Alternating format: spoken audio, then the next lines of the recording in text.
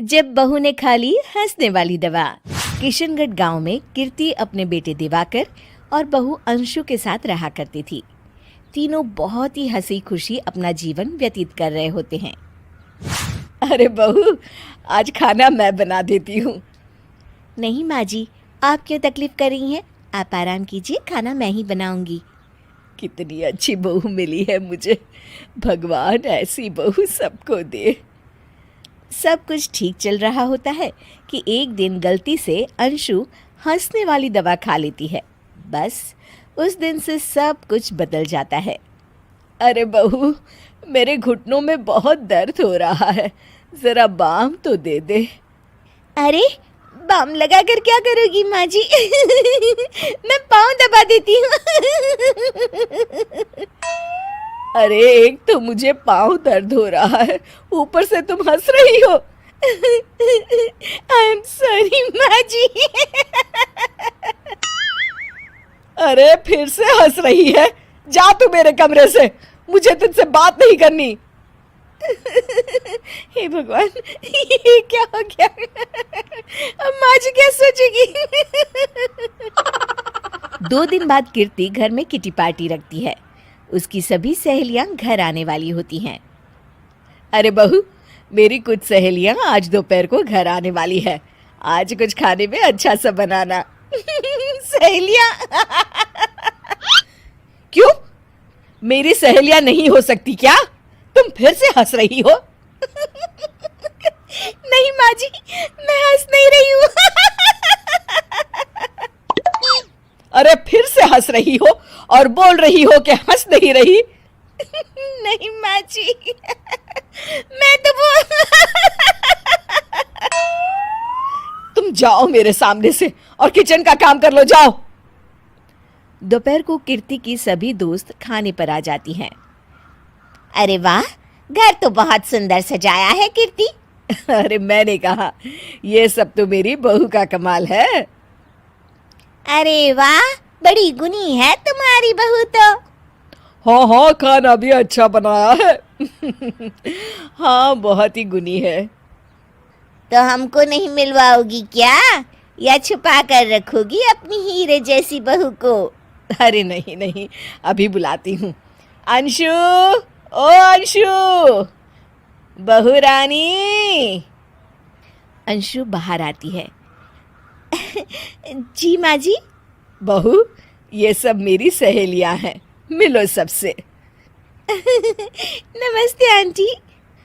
नमस्ते बेटा, बहू तो बहुत अच्छी मिली है तुमको, किस्मत वाली हो तुम। किस्मत वाली? अरे क्या हुआ? हंस क्यों रही हो? नहीं नहीं, मैं हंस नहीं रही हूँ। तभी अचानक सांची के हाथ से चम्मच छूट जाता है और उसका कुर्ता गंदा हो जाता है। अंशु फिर से हंसने लगती है।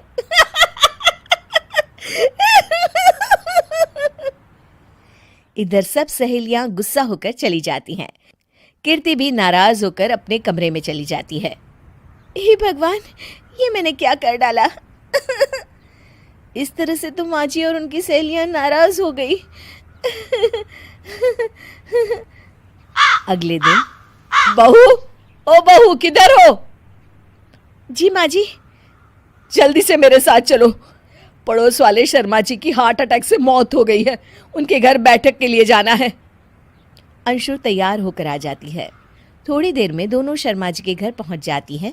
वहां पर सब रो रहे होते हैं। कीर्ति शर्मा जी की बीवी के पास बैठकर उन्हें सांत्वना देने लगती है। बड़े अच्छे इंसान थे मेरे पति। अच्छा। तुम हंस क्यों रही हो? वो अच्छे थे।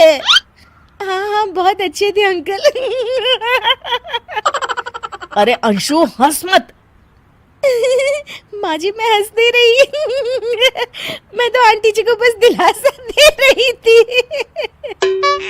सब औरतें अंशु की इस हरकत से हैरान हो जाती हैं। कीर्ति भी बहुत शर्मिंदा होती है और वो अंशु को लेकर फटाफट घर लौट आती है। अंशु, क्या हो गया है तुझे? हंस क्यों रही थी तू वहां पर? नहीं बाजी, मैं तो बस अरे तो फिर से हंस दी। जा तू अपने कमरे में, मुझे तो तुझसे बात ही नहीं करनी। मेरा बेटा ही तुझसे बात करेगा अब। रात को जब दिवाकर घर लौट आता है तो कीर्ति दिवाकर को सब कुछ बताती है। ठीक है माँ, अब फिक्र मत करो, मैं अंशु से बात करता हूँ।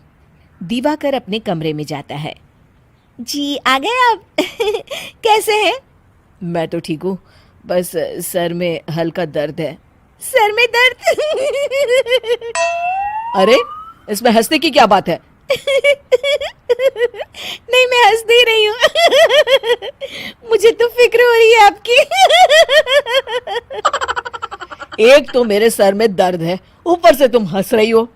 अरे कैसे समझाऊं मैं आपको मैं हंस नहीं रही अंशु, तुम इस घर से चली जाओ। माँ ने मुझे बताया जो भी तुमने शर्मा आंटी के घर किया और किटी पार्टी में भी। नहीं जी, मैं ऐसे नहीं हूँ तो अभी क्या हुआ था? क्यों हंस रही थी तुम? रुकिए मैं आपको सब कुछ बताती हूँ आपको सब कुछ। अंशु डायरी में लिखकर दिवाकर को पढ़ने देती है। कुछ दिनों पहले मैंने गलती से हंसने वाली दवा पी ली थी, जिसकी वजह से ये सब हो रहा है। इसका असर कुछ दिन और रहेगा। अरे तो तुमने ये सब पहले क्यों नहीं बताया अंशु? वो मैंने माँ जी को बताने की बहुत कोशिश की मगर उन्होंने सुना ही नहीं अरे ठीक है, मगर वादा करो जब तक दवाई का असर ठीक नहीं हो जाता तुम घर से बाहर नहीं जाओगी। नहीं जाऊंगी और हंसूंगी तो बिल्कुल नहीं लो, तुम तो फिर से हंस दी